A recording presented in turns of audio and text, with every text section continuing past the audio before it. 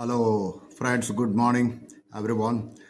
ഇന്ന് എന്താ പറയുക, ഒരു കാം ബിഫോർ ദ സ്റ്റോം എന്നൊക്കെ പറയുക. ഈ ഫെഡ് റേറ്റ് കട്ട് അനൗൺസിന് മുന്നായിട്ട് ഇന്ന് മാർക്കറ്റ് കാണിക്കുന്നത്.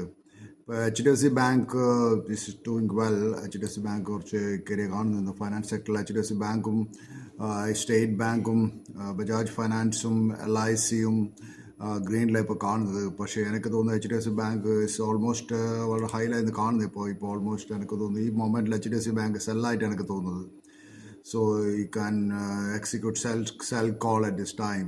പിന്നെ ഞാനിന്ന് കാണുന്നത് നിഫ്റ്റി കാണുന്നത് 25,500 മുകളിൽ നിഫ്റ്റി ഇന്ന് പോകില്ല എനിക്ക് തോന്നുന്നത്.